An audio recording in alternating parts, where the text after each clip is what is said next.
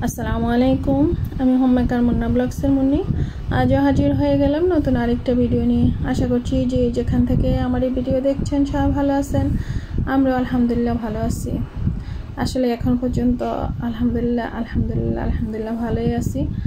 প্রচণ্ড গরম পড়তেছে, প্রচুর ঘামাচ্ছে, তার উপরে রোজা রাখতেছি। আলহামদুলিল্লাহ এখন পর্যন্ত অনেক ভালোই আছি। জানি না আপনারা কে কেমন আছেন। তো সবাই ভালো থাকেন, সুস্থ থাকেন, নিরাপদে থাকেন সেই তো কামনাই করি। কারণ যে গরম পড়তেছে, এই গরমে মানুষ সুস্থ থাকাটাই এখন সবচেয়ে বেশি দুষ্কর ব্যাপার। তো গরম যাই পড়ুক না কেন, রান্না করে তো আসতেই হবে, খাবার খেতে হবে। আর পেট তো বুঝে না, গরম ঠান্ডা শীত গ্রীষ্ম বর্ষা কিছুই বুঝে না। তো পেটকে তো একটু খাবারটা দিতেই হয়।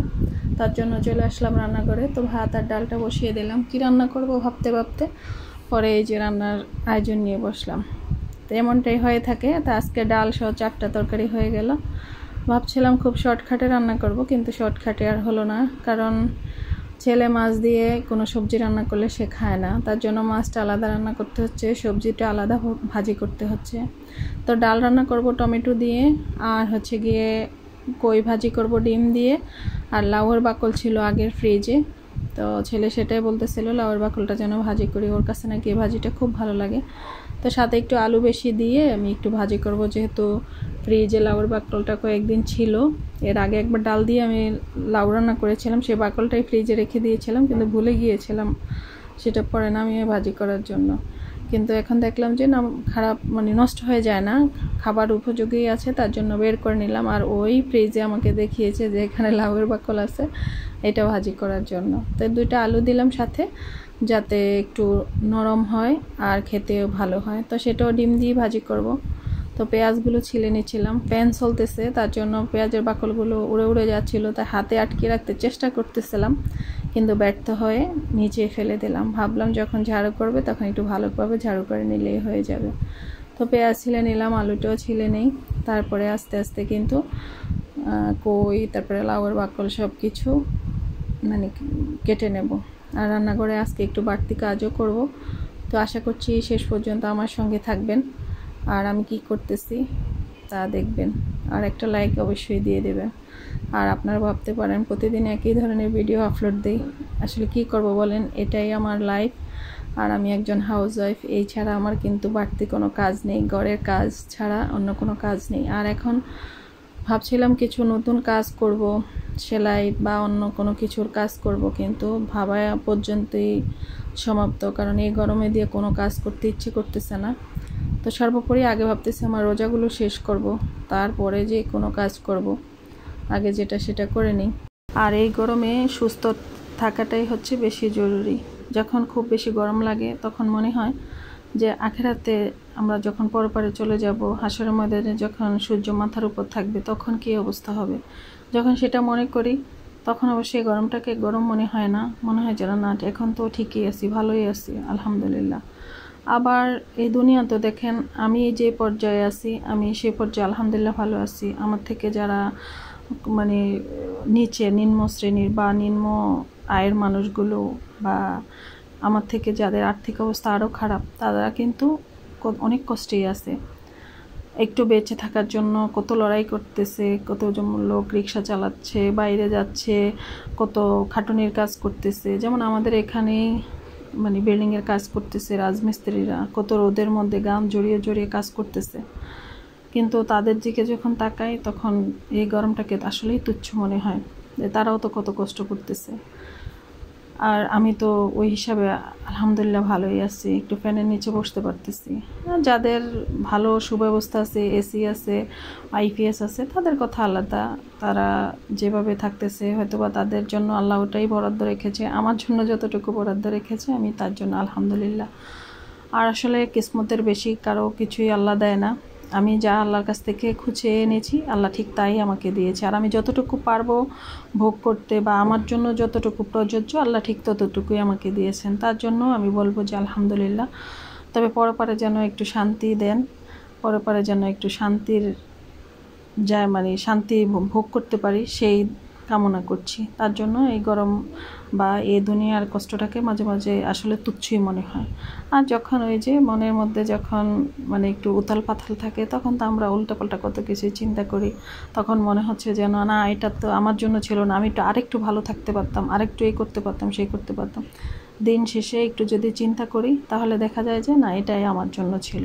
তো যাই হোক, অনেক কথা বলে ফেলেছি। আসলে মাঝে মাঝে এই চিন্তাগুলো মাথায় ঘুরপাক খাচ্ছে, তো তার জন্যই বলে ফেলা।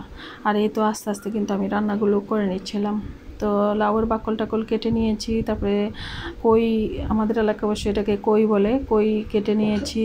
তারপর হচ্ছে গিয়ে মাছগুলো কেটে নিলাম। পোয়া মাছ টমেটো দিয়ে একটু ঝোল করে রান্না করব।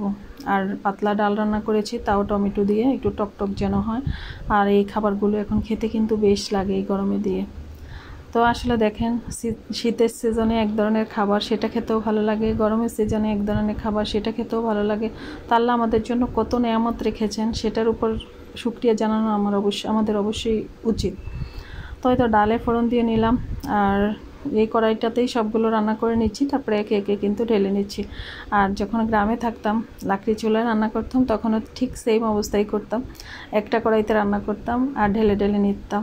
আর ভাত যেটাতে রান্না করতাম, ভাতটা আলাদা বলের মধ্যে ঢেলে নিতাম বা পাতিলে ঢেলে নিতাম।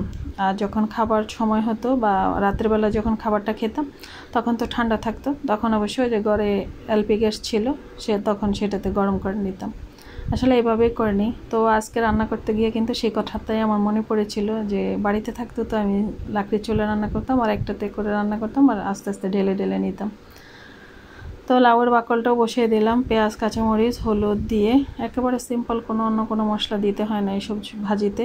আর একটু মানে যখন হয়ে যাবে তখন অবশ্যই আমি ডিম দিয়ে দেবো আর কি, যখন লাউয়ের বাকলটা সেদ্ধ হয়ে যাবে। আর এই কড়াইতে বসিয়ে দিচ্ছি, ছোলাটা খালি যাচ্ছে, তার জন্য এটাতে বসিয়ে দিচ্ছি আবার কই ভাজিটা। তাও লবণ হলুদ কাঁচামরিচ পেঁয়াজ দিয়ে তারপরে তেলে ভেজে এতে বসিয়ে দিলাম। এটাও যখন সেদ্ধ হয়ে যাবে তখন একটা ডিম ভেঙে দেব। আর এদিকে ওই যে বললাম রান্না করে কিছু কাজ করব, তো আমার রান্নাঘরটাকে একটু গুছিয়ে নেব। এলোমেলো আছে মেশচিপগুলো, বা পুরো রান্নাঘরটাই এলোমেলো। এখন তো কেবল রান্না করি আর মানে পালিয়ে যাই আর কি রান্নাঘর থেকে, কখন পালাবো সেই চিন্তাই করি, কারণ এত গরম পড়তেছে। আর আমার রান্নাঘরে একই সাইডে দুইটা, আমাদের মানে রান্নাঘরের সামনে যে বিল্ডিং, ওই বিল্ডিংয়ের রান্নাঘরগুলো যেই পাশে, আমাদের বিল্ডিংয়ের রান্নাঘরগুলো ঠিক সেম পাশে। তার জন্য মনে হয় একটু গরম বেশি লাগে। তো এজন্য কালে কোনো মতে রান্না করে চলে আসছি। আর দেখেন মেশচিপের কী অবস্থা, সব এলো পাথারি রয়ে গেছে। আর এই মেশচিপটা অনেক পুরানো, আমার মেয়ের জন্মের আগের, ছেলের জন্মের পরের আর কি। তো প্রায় মনে হয় 9 সালে মেশচিপটা আমি বানিয়েছিলাম। তো তখন অন্য কালার ছিল, মাঝে একবার এই থাই কালারটা করে নিয়েছিলাম। তো তারপরে থেকে আর রঙারঙি করি নাই, তো যা চলতেছে এভাবেই। তো মেশচিপটা যা যা ছিল তো আস্তে আস্তে নামিয়ে নেব এক তাক করে। তারপরে এই যে চকটা দিয়ে দিচ্ছি, এটা দিয়ে দিলে কোনো পোকামাকড় ভিতরে ঢুকবে না। আর এই যে তেলা পোকা থাকে না, তেলা পোকাটাও আর ঢুকবে না, আর যদিও ঢুকে সেটা মরে যাবে। তো এইভাবেই কিন্তু আমি তেলা পোকা ঘর থেকে তাড়িয়েছি। তারপরে এই তো তাকগুলোতে কেমন একটু কালারটা চলে গিয়েছে, তার জন্য এখানে আমি আবার এই যে ক্যালেন্ডারের পেজগুলো দিয়ে দেব। তো খান সাহেব বাবা আমাকে একটু সাহায্য করতেছিলেন, উনি বাড়তি অংশটুকু কেটে কেটে দিচ্ছিলেন। তো আমি রান্নাও করতেছি, আবার ফাঁকে আবার ওই যে মেশচিপটাও গুছাচ্ছি। তো মেশচিপ আমার রান্নাঘরটা কেমন হলো গুছিয়ে নেওয়ার পর, সেটা অবশ্যই আপনাদের সাথে সামনের ভিডিওতে শেয়ার করব। এই ভিডিওতে যদি করতে যাই তাহলে অনেক বড় হয়ে যাবে, তার জন্য আর করছি না। আর অবশ্য আমি যে রান্নাঘরটা আজকে গোছাবো সেটাও মাথায় ছিল না, কারণ রান্নাটা খুব তাড়াতাড়ি হয়ে গিয়েছিল। সকালে নাস্তাটা অবশ্যই একটু হালকা পাতলা হয়েছিল, একজন এক একটা খেয়েছে, তার জন্য। তারপরে ভাবলাম যে না, একটু তাড়াতাড়ি রান্না করে থেকে কাজটা সেরে যাই, আর তারপরে গোসল নামাজ পড়ে একটা ঘুম দেব। আর কারেন্ট তো কতবার যায় সেটা বা নাই বা বলি, আজকে মনে হয় এই গরমের সিজনে আজকে সর্বোচ্চ ফাজলামি করেছে বিদ্যুৎওয়ালারা। 1 মিনিট দিচ্ছে তো 15 মিনিট আবার থাকছে না, এইভাবে পর কয়েকবার তো নিচ্ছি। আর যখন একবার নিচ্ছে, আর একবার 1.5 ঘন্টা পরে দিয়েছে, তারপরে 1 ঘন্টা তো ওনাদের প্রতিদিনের একটা রুটিন থাকে যে কারেন্ট যদি নেয় তাহলে 1 ঘন্টা রাখবে, 1 ঘন্টা পর দেবে। তো এই তো আমি চলে আসলাম মেশচিপ, আবার এই পটগুলো গুছিয়ে নিচ্ছি। এগুলো সবগুলোই আগে ট্যাঙের পটগুলো রেখে দিচ্ছি, আর এগুলো বিভিন্ন সবজি বাজার টাজার আনলে অনেক সময় এগুলো রাখা হয় আর কি। তো এখন মোটামুটি কিছু পট খালিই আছে। তো তো আর ওই যে তেলা পোকার ভয়ে কিন্তু আমি বিভিন্ন কন্টেনারে কিন্তু জিনিসপত্রগুলো রাখতাম আগে, তো এখনও সেভাবেই রেখে দিচ্ছি, তাহলে আর হয় কি ধুলাবালিটা পড়ে না। তো সেটা আস্তে আস্তে আমি তো গুছিয়ে নিচ্ছি, আর ওই যে বললাম রান্নাটাও করে নিচ্ছি। আর দেখতে পেলেন কিন্তু আমি ওই যে কই, তারপর হচ্ছে গিয়ে লাউয়ের বাকল দুটার মধ্যে কিন্তু আমি ডিম দিয়ে ভেঙে দিয়েছিলাম, সেটাও আস্তে আস্তে ভাজা ভাজা হয়ে যাবে, তারপরে নামিয়ে নেব। তো এই যে রান্নার পাকে পাকে কিন্তু কাজগুলো করে নিচ্ছিলাম, তার জন্য আর আমার অত বেশি কষ্ট হয় না গরমে দিয়েও, কারণ রান্নাঘরে থাকতে গেলে কিন্তু রান্নাটা যখন করি রান্নাঘরেই থাকতে হয়। তো ভাবলাম যখন রান্নাঘরেই আছি তো জিনিসপত্রগুলো একটু ভালোভাবে গুছিয়ে নিই। তার ওই যে বললাম আপনাদের সাথে আমি আগামী ভিডিওতে শেয়ার করব কেমন হলো আমার রান্নাঘরের গোছানোটা। আর এই যে খাবারগুলো সব নিয়ে আসছি, তো ওই যে বললাম এক একজন এক একটা খায়, তার জন্য 4টা তরকারি হয়ে গেল, ডাল, লাউয়ের বাকল ভাজি, কই ভাজি আর পোয়া মাছ রান্না। তো আজকে দুপুর এবং রাত মিলিয়ে আমাদের এটাই ছিল খাবার। তো আজকের ভিডিওটা এ পর্যন্তই। সব ভালো থাকবেন, সুস্থ থাকবেন, নিরাপদে থাকবেন। আর এতক্ষণ যারা ছিলেন তাদেরকে অসংখ্য ধন্যবাদ। আল্লাহ হাফেজ, আসসালামু আলাইকুম।